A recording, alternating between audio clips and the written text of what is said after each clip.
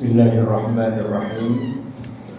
Assalamualaikum warahmatullahi wabarakatuh. Alhamdulillah alladzi bi ni'matihi tatimmus shalihat. Allahumma shalli wa sallim wa barik ala sayyidina Muhammad wa ala alihi wa sahbihi ajma'in, amma ba'du. Hadirin jamaah yang dirahmati Allah, mumpung kita masih di awal-awal bulan Januari, masih segar lah di awal tahun, tidak ada salahnya kalau kajian kita ini sedikit membahas tentang evaluasi kita perjalanan umat Islam. Ini sudah tahun 2025 dan kalau dihitung-hitung mundur sepanjang sejarah kita ini termasuk cukup jauh juga nih berkelana dari zaman Nabi Muhammad SAW, ada 14 abad. Padahal jamaah sekalian, dulu waktu Nabi masih hidup ya, tidak banyak di antara para sahabat yang mengira usia umat Nabi Muhammad itu sampai 14 abad. Ini jauh di luar dari ekspektasi. Kenapa? Karena ada salah satu hadis Nabi yang menyebutkan bahwa salah satu ciri tanda-tanda datangnya kiamat itu adalah ya diutusnya Nabi Muhammad. Itu tanda-tanda datangnya kiamat. Tapi nggak datang-datang juga Pak kiamatnya sampai 14 abad gitu. Kayak ditunda lagi dan itu benar yang dikatakan oleh Nabi sendiri ya.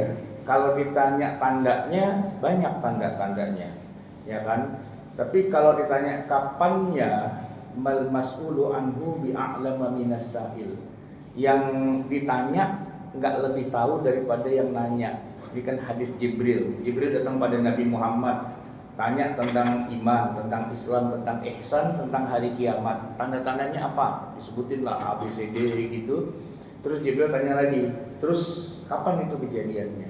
Nah, kata Nabi Muhammad, ente yang nanya nggak lebih tahu dari saya yang ditanya, kita sama-sama nggak tahu. Itu betul-betul rahasia Allah dan hari ini Pak, rahasianya terbongkar. Ternyata sampai 14 abad juga nggak kiamat-kiamat juga. Gitu. Dan kayaknya sih belum ada gejala-gejala mau kiamat sih Pak ya.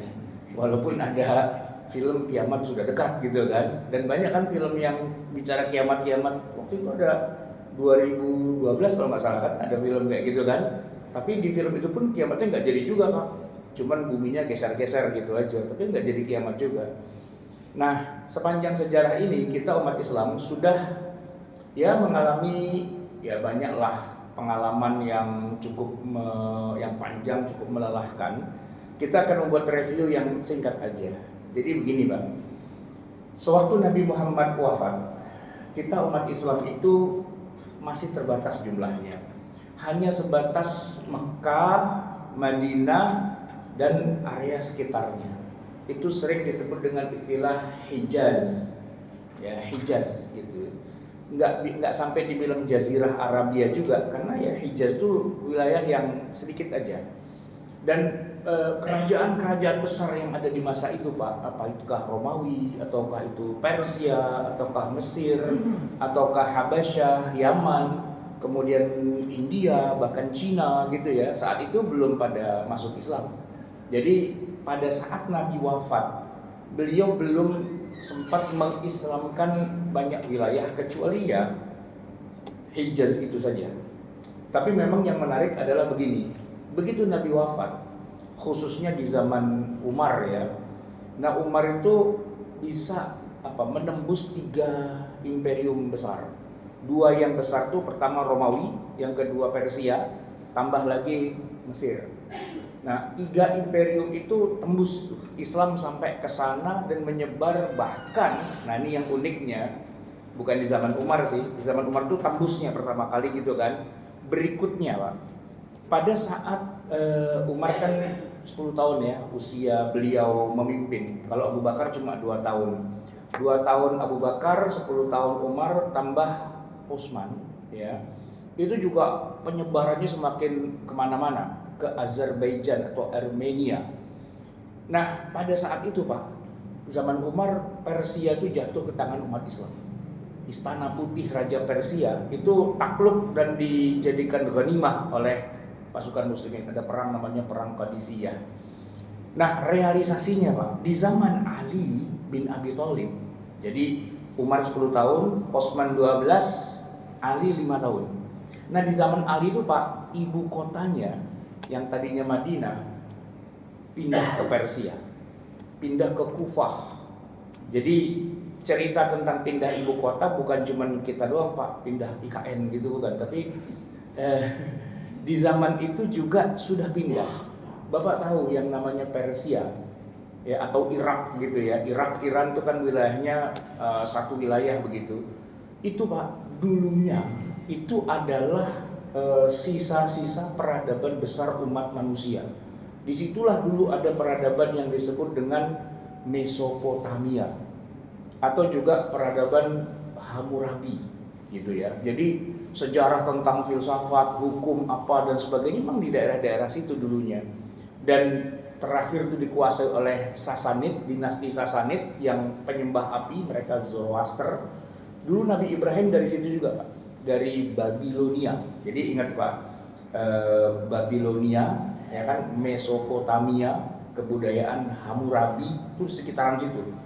Nah, ibu kotanya umat Islam yang tadinya Hijaz, Madinah gitu ya, pindah ke Kufah di zaman Ali bin Abi Thalib. Pusat ilmu pengetahuan, pusat warisan budaya umat manusia di belahan timur.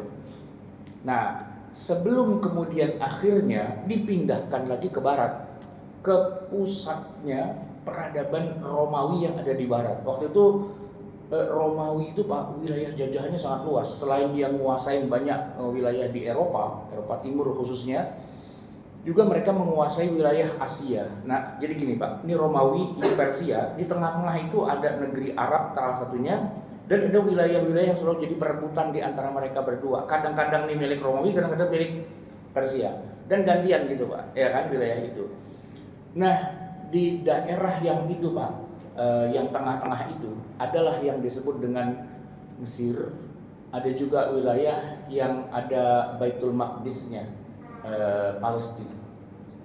Nah, pada saat zaman Nabi Muhammad itu, pemimpin tertinggi Romawi, Kaisar Heraklius, itu bertahtanya bukan di Vatikan, bukan di kota Roma yang sekarang ini, bukan di Italia, tapi di Baitul Maqdis yang ada Masjidil Aqsa-nya itu.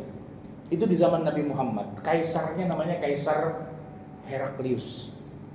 Nah, daerah situ tuh sekitarannya ada yang namanya Damaskus, ya, Suriah ibu kotanya sekarang ini. Ada yang namanya Lebanon dan ada yang namanya Palestina sendiri. Pada saat Ali bin Abi Thalib memindahkan ibu kotanya ke Persia tadi, ke Kufah itu, ternyata di zaman yang sama juga Islam sudah sampai ke Roma itu. Sudah sampai ke Baitul Maqdis, ya kan? Sehingga berikutnya yang berdiri pasukannya kan ada sedikit perseteruan ya antara Ali dengan Muawiyah gitu ya. Ali menguasai Kufah, nah Muawiyah itu bikin ibu kota lagi Pak, baru lagi saingannya di Damaskus. Yang di sanalah kemudian kita kenal berdiri dinasti Bani Umayyah. 90 tahun lamanya dinasti Bani Umayyah. Yang kalau kita kenal ada Khalifah Umar bin Abdul Aziz itu, nah itu di Bani Umayyah. 90 tahun berlalu Pak, kemudian kekerajaan itu runtuh dan yang di Persia atau yang di Baghdad itu hidup lagi. Kali ini dinasti Bani Abbasiyah. Kalau Abbasiyah lama Pak, 500 tahun lamanya itu. Dan pusat peradaban dunia emang adanya di situ. Dan nanti kalau kita mengenal ada khalifah namanya Harun ar-Rasyid gitu misalnya, itu di dinasti Abbasiyah. 500 tahun itu Pak, baru berantakan atau bubar itu setelah ketemu dengan pasukan Mongol, Genghis Khan gitu Pak. Nah, itu diratakan Baghdad itu dengan tanah dan bubarlah kerajaan Islam Abbasiyah. Tapi bersamaan dengan itu juga Bani Umayyah yang tadinya di Damaskus, mereka punya wilayah jajahan baru lagi, Spanyol. Nah, berdirilah Bani Umayyah jilid 2 di Spanyol, itu sampai 800 tahun. Balik lagi di timur, di negeri tengah-tengah gitu, berdirilah kerajaan lagi yang disebut dengan dinasti Bani Utsmaniyah, Turki Utsmani. Setelah khalifahnya yang kesekian, Muhammad Al-Fatih bisa menembus Bizantium, bisa menembus Konstantinopel dan mendirikan ibu kotanya, Pak. Itu udah bukan di Hijaz, bukan di Asia, bukan di Afrika, tapi di benua Eropa, seberangnya gitu. Karena kan itu kan laut Mediterania, Selat Bosporus gitu ya. Nah, ini Asia, itu Eropa, pakai jembatan gitu kan. Nah, yang bagian Eropanya itu yang disebut dengan Konstantinopel, karena itu ibu kotanya Romawi pada saat itu. Jadi memang ibu kota pindah-pindah udah biasa tuh Pak ya. Nah, itu yang ditembus gitu, ya kan. 1453 Masehi berdirilah Turki Utsmani 1453. Di saat yang kurang lebih sama itu Pak, Islam juga sampai ke kita. Itu kan abad ke-13 atau abad ke-14 ya kan. Tapi memang kalau berdiri kerajaan-kerajaan Islam di Nusantara, coba Bapak cek deh. Kan Aceh ada Samudra Pasai, ya. Terus Palembang itu ada Sriwijaya yang sudah Islam. Tadinya agamanya mungkin saya lupa apa Hindu atau Buddha gitu. Pulau Jawa Pak, mulai dari Banten itu ada Sultan siapa? Ageng Tirtayasa apa Sultan Hasanuddin gitu ya, Banten. Cirebon itu ada Raden Patah. Kemudian Demak itu Wali Songo, ada Sunan Kalijaga lah begitu ya. Bersamaan dengan juga runtuhnya kerajaan-kerajaan Hindu dan Buddha di Indonesia. Dulu kan kita punya kerajaan tuh namanya Majapahit yang terkenal itu Pak, yang katanya sumpahnya siapa tuh Gajah Mada tuh sumpah palapa menguasai lah gitu ya, coverage areanya ke senusantara gitulah. Itu kan Patih Gajah Mada, pimpinannya itu rajanya siapa namanya, Prabu Hayam Wuruk ya kan. Tahu nggak nih Pak, saya ngomong gini jangan-jangan nggak nyambung nih Pak. Gajah Mada itu Pak, Monas kesono dikit kan harmoni itu, kesono Gajah Mada kesini Hayam Wuruk Pak tuh. Kalau kurang nyambung itu Pak. Gajah Mada sama Hayam Wuruk tuh dua partner itu ya kan. Nanti juga ada kerajaan yang lain kayak Singosari, ada tuh Pak ya kan. Singosari ternyata ada yang orang Jawa Timur nggak orang Malang. Ternyata di Malang itu Pak ada kecamatan kalau nggak salah, namanya kecamatan itu Singosari. Saya bilang kayak kerajaan zaman dulu, kata orang situ. Emang di sini kerajaannya, cuman dulu kerajaan sekarang tinggal kecamatan doang gitu. Maksudnya udah menciut gitu, tapi di sini gitu kan. Nah, kerajaan Hindu atau Buddha saya juga lupa ya. Di Jawa Barat itu ada Pajajaran, ya kan. Nah itu yang sempat ketemu dengan kerajaan Islam Banten, perang itu Pak. Karena yang Banten anti dengan Portugis, nah yang Pajajarannya kerjasama sama Portugis. Makanya orang Jakarta Pak, orang Jakarta ya, orang Betawi itu kalau ngomel, bentak-bentak orang atau mencaci maki orang, dasar lo Pajajaran gitu Pak. Pajajaran juga nih orang gitu. Itu kebencian mereka tuh masih kebawa dalam makian-makiannya. Nah Pajajaran itu kerajaan Hindu ya, apa Buddha saya nggak tahu, lupa, Hindu ya. Di Jawa Barat. Ada yang tahu nggak Pak lokasi kerajaannya itu di mana? Pajajaran. Jangan bilang Bandung Pak, itu Universitas Pajajaran, Unpad, ya kan? Unpadnya Bandung memang, tapi istananya atau pusat pemerintahnya di Bogor. Iya. Iya, jadi itu istananya, pusat pemerintahannya. Kita mau tahu Bogor Tales doang sih Pak ya, Tales Bogor gitu kan. Itu udah kerajaan gitu. Nah, artinya apa? Artinya yang menarik gini Pak. Ternyata Islam itu bukan hanya menyebar di Mekah, Madinah, Hijaz saja, tapi juga sampai wilayah-wilayah yang sekarang ini kita sebut dengan Middle East, Timur Tengah ya. Yang mana orang-orang yang tinggal di Middle East, negara-negara Islam daerah situ, itu hampir semuanya kan bahasa nomor satunya kan bahasa Arab. Walaupun mungkin nanti kayak orang-orang kayak Tunis, Libya, Aljazair itu bahasa keduanya Perancis kan dulu yang jajah Perancis. Atau bahasanya Itali dulu, Libya, Itali pernah jajah situ. atau mungkin ya bahasa Inggris lah ya gitu. Tapi bahasa nomor satunya bahasa Arab. Nah, artinya gini Pak, kalau melihatnya dari zaman Nabi, Timur Tengah sekarang ini Pak, itu negeri kafir gitu zaman dulunya. Ya, jadi Mesir itu negeri Kristen.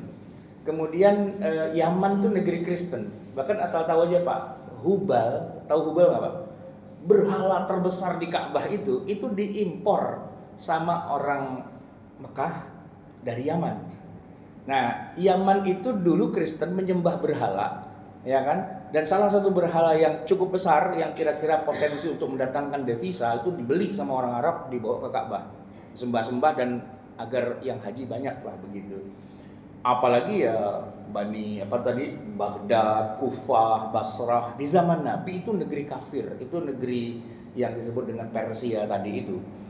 Tapi setelah Nabi wafat, dakwah Islam menyebar sampai sana. Yang uniknya Pak, mereka bukan hanya masuk Islam, tapi mereka juga sangat terpengaruh dengan budaya Islam sampai kemudian mengubah bahasa. Orang Persia itu ngomong Arab jadinya Pak, orang Mesir ngomong Arab. Padahal mereka bukan orang Arab sebenarnya. Tapi kita ke Irak hari ini, ya orang Irak ngomong Arab. Kita ke Mesir hari ini, orang Mesir ngomong Arab. Kita ke Yaman hari ini, orang Yaman ngomong Arab. Pengaruh budaya Islam itu sampai mengubah bahasa. Tapi yang paling gak masuk akal tuh Mesir Pak. Kenapa? Gini, coba deh Bapak buka peta dunia, geografi ya. Di mana letak negara Mesir itu? Di benua apa? Dia adanya di benua Afrika, nggak ada bau-bau Arabnya acan, Afrika gitu loh, ya kan? Itu benua yang berbeda, bukan Jazirah Arabia, bukan Asia juga, di Afrika. Dan agamanya pun Kristen pada saat Nabi hidup waktu itu. Nabi kan dikirimin hadiah tuh Maria Al-Qibtiyah tuh Kristen tuh budaknya itu. Nah tetapi kemudian Islam sampai ke Mesir, orang Mesirnya memeluk agama Islam dan budaya Arabnya masuk ke dalam sana. Bahkan hari ini Pak, orang Mesir itu nggak ada yang bisa lagi bahasa asli mereka. Egyptian language itu udah nggak ada di Mesir itu. Seluruh orang Mesir itu ngomong Arab, termasuk yang nggak masuk Islam. Nah ini Pak, yang masalah tuh Pak. Di Mesir itu non Muslimnya banyak Pak, lebih banyak daripada Indonesia. Kalau kita kan Islam tuh 83, sekian persen gitu ya. Di sana nggak sampai 83, sekian. Enggak, orang Kristennya masih 20% ke atas orang Kristennya di Mesir. Tapi Kristen gitu Pak, ngomong Arab itu masalahnya Pak. Iya, ya nggak masalah sih ya. Cuman kan gini Pak, kalau kita ketemu Assalamualaikum, Waalaikumsalam kan gitu Pak. Kalau dia bersin, ya Alhamdulillah, ya kan, Yarhamukumullah gitu Pak, ya kan. Kalau misalnya dia kaget, Astagfirullah gitu, sama ngomong Arab kan. Jadi ini orang Arab tapi agamanya bukan Islam. Sini ada kalungnya, ada salibnya, tapi ngomong Arab gitu Pak.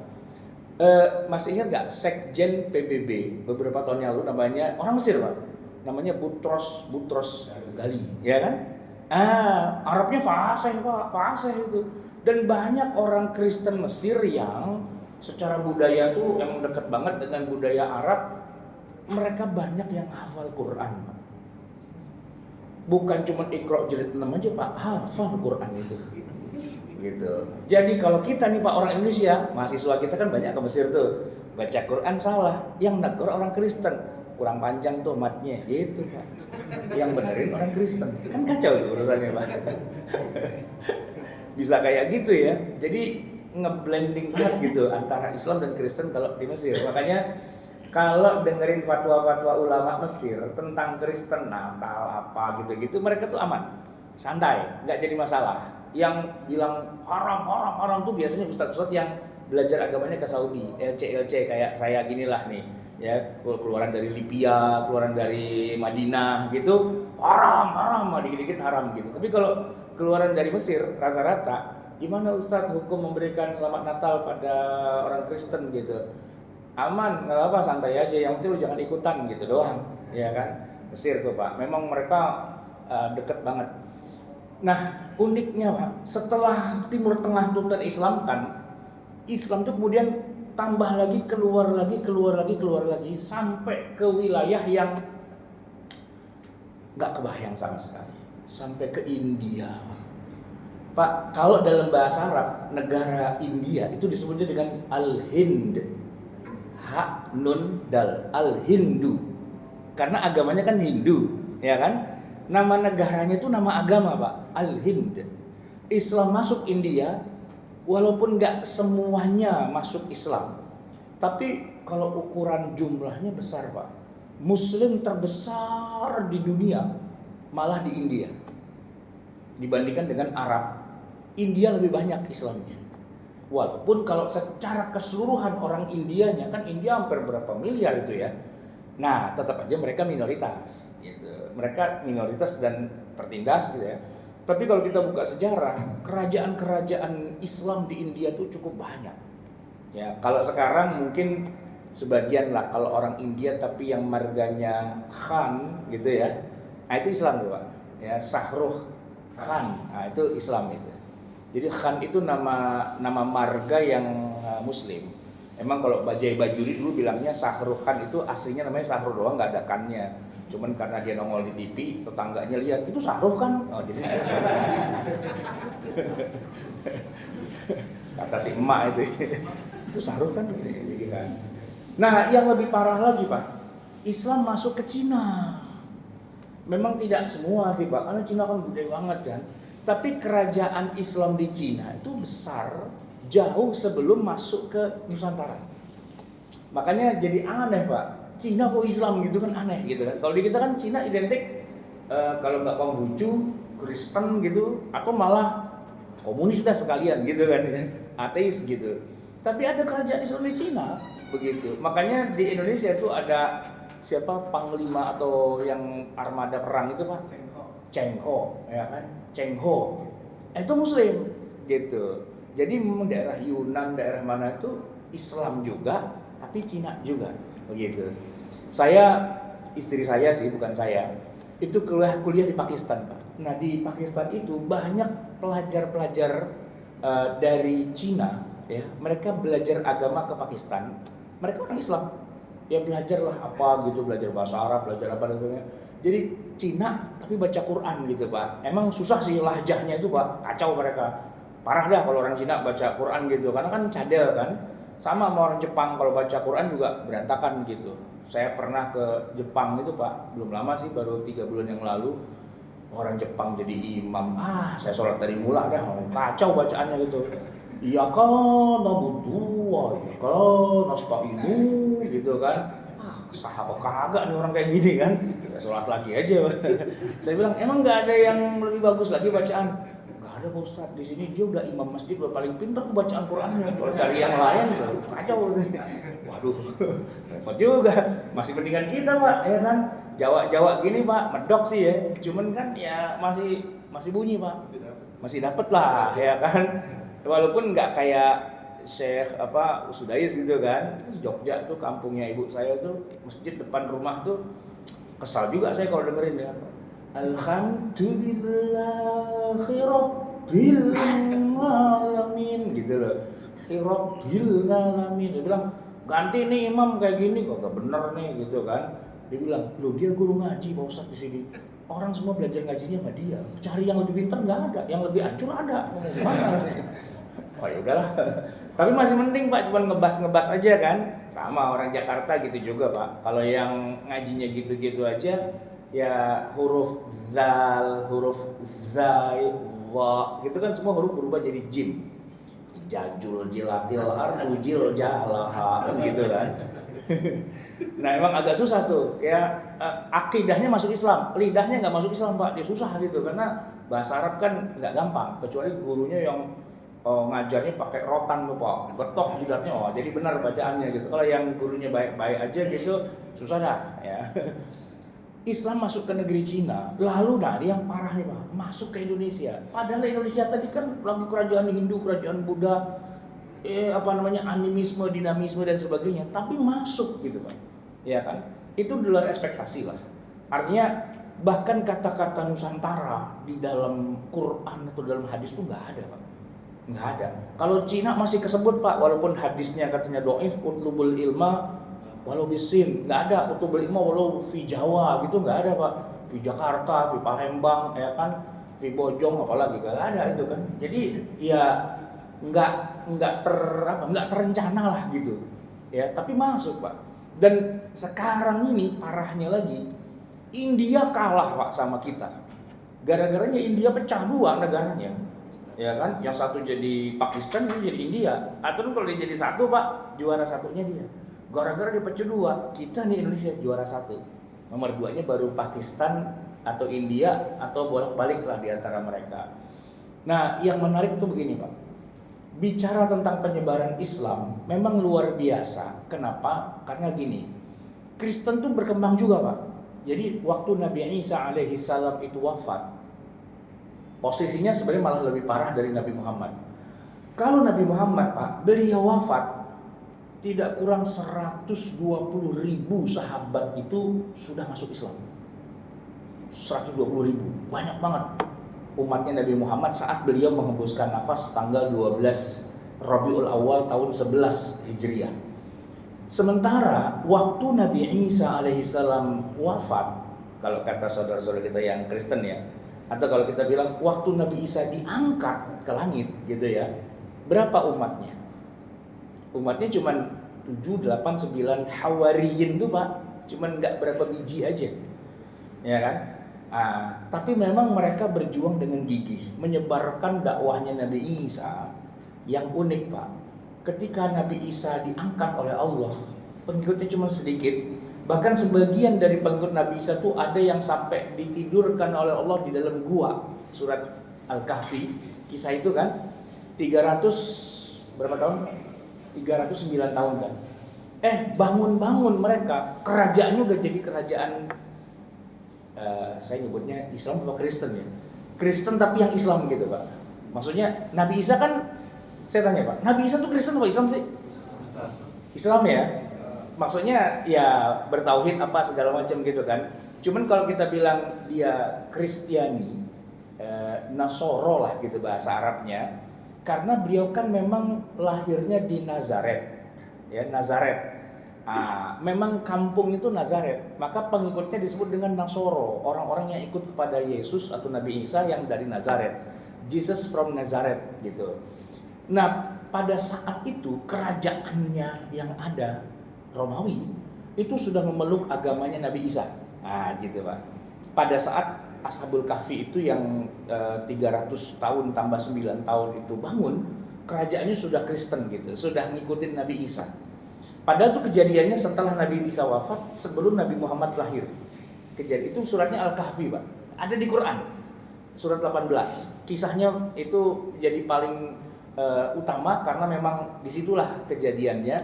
Maksud saya begini, kerajaan Romawi yang tadinya memusuhi Nabi Isa, Pak, Nabi Isa tuh, coba deh Bapak kalau punya teman yang Kristen ya, coba tanya. Tapi Kristennya yang rada-rada paham gitu, yang Kristen yang abal-abal, Kristen yang ngerti gitu. Kan ada juga yang Kristen nggak pernah ke gereja apa nggak tahu gitu kan. Ini yang rada mustad dikit lah gitu, ustad dalam bidang Kristen gitu ya. Coba tanya gini Pak, Yesus itu dibunuh karena apa sih? Ya katanya menebus dosa manusia, itu kan filosofisnya. Tapi kasusnya itu gara-gara apa sih dia? Apa misalnya beliau katakanlah penjahat gitu, atau beliau bunuh orang, atau beliau apa, kok kenapa mau dikejar-kejar oleh tentara Romawi, ya kan? Dalam rangka apa tentara Romawi ngejar-ngejar Nabi Isa? Salahnya dia apa sebenarnya? Ada yang tahu nggak Pak? Ya nggak tahu lah, nggak ada yang Kristen di sini kan ya. Yang Kristen aja juga belum tahu kan? Bapak buka chat GPT dah ya. Nah, coba tanya, kenapa Yesus Kristus itu dibunuh oleh tentara Romawi? Atas dasar pasal kesalahan yang mana dia kok ditangkap dan disalib gitu, dibunuh, ya kan? Nah jawabannya gini Pak, kerajaan Romawi saat itu memang takut dengan istilahnya akan dikalahkan dengan kerajaan yang lain yang akan tumbuh besar gitu. Nah yang menghembuskannya itulah orang-orang Yahudi. Kata Yahudi, Romawi akan hancur, digantikan oleh kerajaan kami, kerajaan Tuhan gitu, orang-orang Yahudi. Nah jamaah sekalian, Yesus itu keturunan Yahudi dan disepakati oleh orang Yahudi, dialah Mesias gitu, Al-Masih yang akan jadi ratu adil, yang nanti akan menjadi penguasa besar kayak itu Pak, Nabi Daud yang mengalahkan siapa namanya? Jalut, ya kan? Tolut, Jalut, terus ada Nabi Daud yang kayak gitu. Jadi karena mereka khawatir kerajaannya akan ditumbangkan oleh kekuatan Yahudi, dan Nabi Isa adalah disepakati, oh dia nih contoh orang Yahudinya akan jadi raja, maka dia diuber-uber. Jadi sebelum dia jadi pahlawan, sebelum dia jadi penguasa dan sebagainya, sejak masih mudanya aja udah kita uber gitu. Itu jadi kayak film Terminator gitu Pak. Dia sebelum dia jadi apa-apa dihabisin duluan lah gitu kira-kira. Dan Allah selamatkan Nabi Isa-nya, ya kan? Dan pengikutnya kemudian pada menyebar kemana-mana, pelan tapi pasti. Lama-lama ajaran Nabi Isa itu merangsek masuk juga ke kerajaan Romawi. Dan akhirnya di zaman Nabi Muhammad, itu kan udah 610 Masehi kan, Nabi Muhammad berkirim surat kepada pemimpin tertinggi bangsa Romawi, Kaisar Heraklius, seorang penganut Kristiani sejati. Jadi agama Nabi Isa itu sudah jadi agamanya negara. Yang tadinya Romawi nguber-nguber Nabi Isa.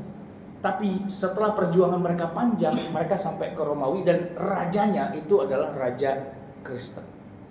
Kan prestasi yang luar biasa itu Pak, ya kan?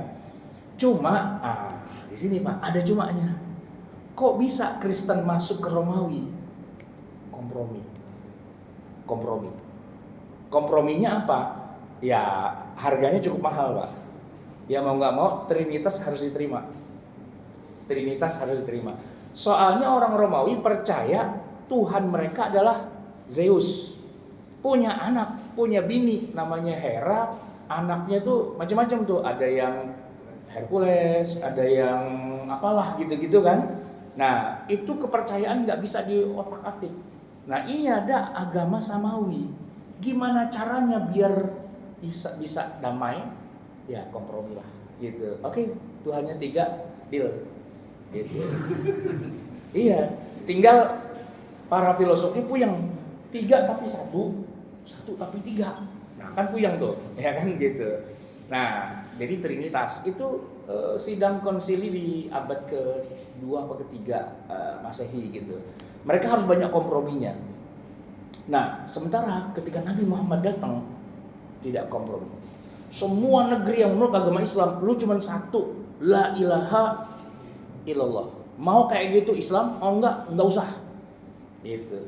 La ikraha fiddin. Kita enggak, kata orang Jawa Timur, orang patean.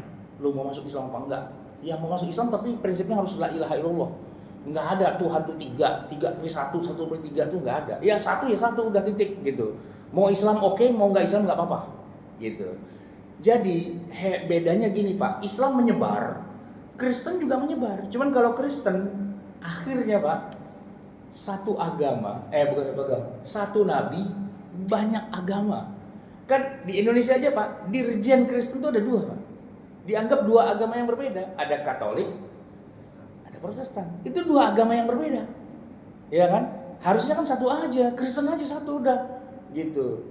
Nah cuman mereka enggak, kami agama tersendiri dan lu bukan agama kami. Lakum dinukum waliyadin. Nah sesama dia lakum dinukum waliyadin Pak. Gitu kan, kacau tuh urusannya kan. Nah gitu. Kita Pak, Islam enggak gitu Pak. Ya kan? Mau dia, intinya cuma gini aja, kita semua Islam bersaudara. Lepas dari mazhabnya apa, misalnya Hanafi, Maliki, Syafi'i, Hambali, terserah. Bahkan dalam hal akidah, mau Salafi, mau apa itu namanya Asy'ari, Maturidi dan sebagainya, kita semua adalah Islam semua. Karena prinsip kita cuma satu, la ilaha illallah, gitu aja. Muhammadur Rasulullah, udah nggak ada yang namanya pengelompokan itu membuat kita jadi berbeda secara agama. Kita masih saudara, kita masih satu, gitu.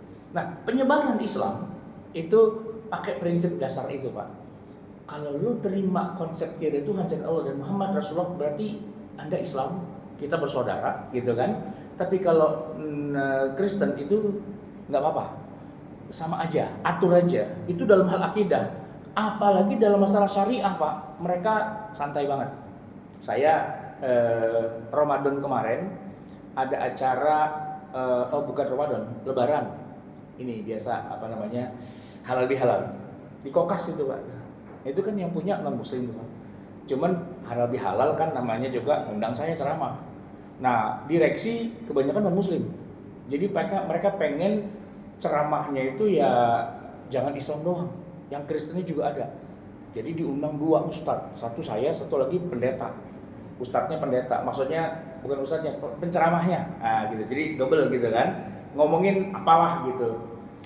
Nah waktu lagi di ruang tunggu, saya ngobrol nih sama pendetanya nih, masih muda, cakep juga, ganteng. Saya bilang gini, saya mau nanya-nanya boleh nggak? Gitu. Bukannya mau ngejelekin, enggak, bukannya mau berantem, enggak, saya mau nanya. Kita kan umat Islam tuh ada puasa. Kalian tuh ada puasa nggak? Ada Pak Ustadz. Cuman memang kalau kita puasanya itu kita bisa custom sendiri katanya gitu. Maksudnya kan kalau Islam puasa itu kan nggak boleh makan, nggak boleh minum apa dari subuh sampai maghrib gitu kan? Iya. Nah kalau kita bebas, kita custom. Misalnya kita pengen puasa nggak makan nasi, tapi bubur ayam, iya nggak apa-apa gitu. Saya bilang ini bukan buat bercanda, ini beneran gitu. Oh gitu, asik dong gitu. Iya asik. Terus waktunya juga kita lebih fleksibel. Kita pengen puasanya misalnya malam doang gitu. Saya nggak makan nasi kalau malam dari habis maghrib sampai jam 6. Nah begitu jam 6 pagi, nasi uduk gitu bisa. Wah asik juga. Iya Pak, karena ya intinya kan agama itu jangan memaksa katanya. Harus kesadaran gitu. Wah asik dong. Makanya kami juga sholatnya juga nggak 5 waktu. Sholat itu sewaktu-waktu aja gitu. Iya, kalau Islam kan harus 5 waktu Pak Ustadz, ada waktu-waktunya gitu kan. Iya, nah kalau di kami itu yang penting hubungan kita sama Tuhan tuh baik, ya kan, sesama manusia tuh baik. Urusan caranya kita mau sholat kayak gimana, kita custom aja gitu. Misalnya setiap pagi jam 7 kita mau menghadap Tuhan, ya udah, itu pun gerakannya juga atur aja gitu. Apakah mau berdiri, ruku, sujud bisa juga katanya. Tapi yang paling simpel ya udah gini-gini aja. Itu kita sembahyangnya kayak gitu. Jadi puasa bisa kita custom, sholat bisa kita custom, gitu kan. Yang penting kita beriman pada Tuhan, kita baik sama sesama dan sebagainya. Karena agama itu kan intinya yang kita berbuat baik, dia bilang gitu. Pak, kalau yang ngomong orang Kristen abangan, mas saya nggak percaya. Tapi ini kan pastor. Saya bilang, ini serius pastor begitu? Emang begitu di gereja diajarinnya. Saya mohon maaf nih, saya bukan yang nggak percaya. Anda kuliahnya itu kuliah kepastoran. Iya, kan ada juga kalau Ustadz kan mungkin di Al-Azhar gitu kan. Nah kalau kami tuh ada kayak Al-Azharnya juga, ada pelajaran-pelajaran kayak gitu. Boleh nggak saya ikut kuliah di situ? Nggak boleh Pak Ustadz, nggak boleh. Tapi kalau mau denger apa segala macam silahkan aja. Wah syariatnya tuh Pak enak banget, di custom bisa gitu kan. Jangankan syariat, akidahnya bisa diatur gitu kan. Nah makanya dia lentur Pak, masuk kemana-mana gitu, masuk kemana-mana. Jadi misalnya Yesusnya boleh digambar, boleh gitu loh, apanya boleh. Jadi ya memang ya dia jadi sekarang ini Pak, terbesar penganut agama di dunia memang bukan Islam, memang Kristen gitu, memang Kristen. Karena dia kompromistis gitu. Nah kalau Islam, kalau bagian-bagian gitu nggak kompromi Pak, nggak kompromi. Sholat 5 waktu harus, ya kan? Walaupun ada juga yang kompromi, misalnya sholat nggak harus pakai sarung, nggak harus pakai, perempuan nggak harus pakai mukena, nggak harus Pak. Yang penting menutup aurat. Nah kan gitu kan. Nah pada bagian-bagian itu saya bilang sebenarnya Islam tuh customisasinya juga ada, cuman ada SOP-nya, nggak boleh halaman kosong lalu kita gambar sendiri, enggak gitu loh. Ada ketentuannya, bagian-bagian yang kita fleksibel tuh ada, cuman bagian-bagian yang udah aturannya kayak gitu ya kayak gitu. Gitu. Nah sebenarnya sih kalau saya ngobrol panjang lebar lama-lama antara saya masuk Kristen atau dia masuk Islam gitu kalau macam-macam.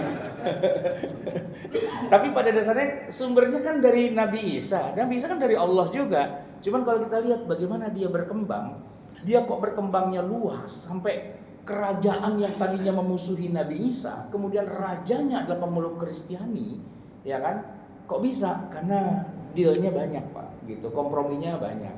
Nah kita kompromistis juga sebenarnya. Maka masjid di Demak Pak, sekarang Bapak jalan-jalan ke Demak, kan nggak pakai kubah Pak masjidnya, nggak kayak yang di Timur Tengah. Masjidnya kan pakai